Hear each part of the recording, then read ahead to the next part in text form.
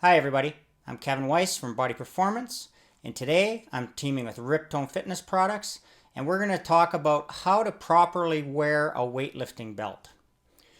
Now, how to wear a weightlifting belt seems like a pretty easy topic, pretty self-explanatory. You simply put the weightlifting belt on and let it do its work. But in actuality, that's not the case, and most people, especially if they're new to wearing weightlifting belts, are probably wearing them improperly, and they're not going to get the safety that they're looking for or the added performance benefit. So today we're going to talk about how to put it on, how tight to put it on, and when would be the best time to use it. Wearing a weightlifting belt is all about increasing interabdominal pressure. This is what keeps your spine safe. Imagine that this is your torso, around like that, so this is around your torso, and that your spine would be right in the middle. Now this is just styrofoam, but it's very hard, quite hard, and when it's in a cylinder like this, it's very strong this way too. If I had less common sense and better balance, I could probably even stand on this and wouldn't have to worry about it caving in on me. This is what we want your spine to be like. So when people take a weightlifting belt and crank it on, where they take like this, get themselves set up,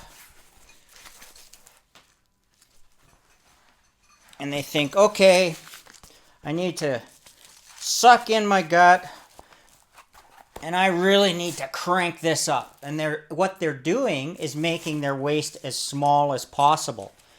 And this is not what you're trying to do. If we're trying to maintain this equal pressure, sucking your stomach in is going against exactly what you're trying to do. It's going to be counterproductive.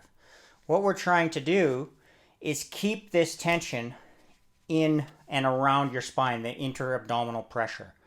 And that's why sucking in and tightening the belt as hard as you can is actually the opposite of what you want to do.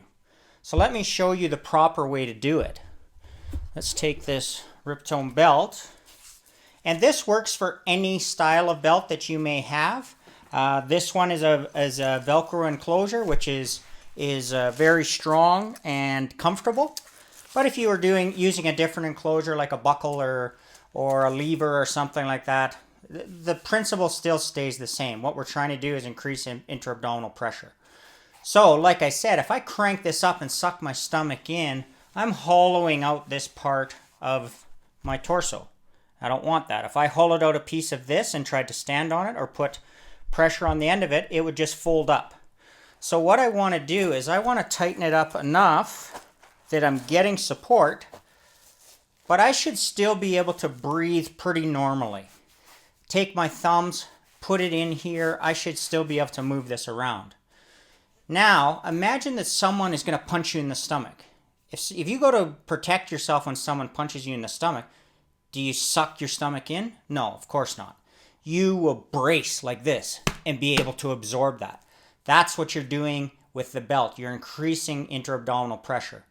So instead of cranking it up and sucking in, you leave it a little bit loose. It still has to be snug. I can pull my thumbs out of here pretty easily.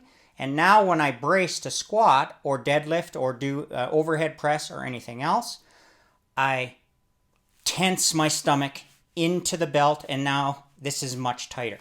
I could put this maybe slightly tighter, but this is just for demonstration purposes.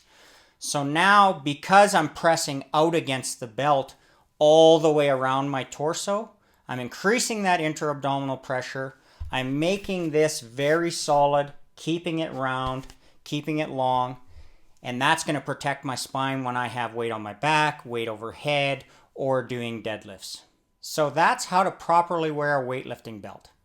I'm Kevin Weiss from Body Performance, talking to you for Riptone Fitness. I'll talk to you again real soon.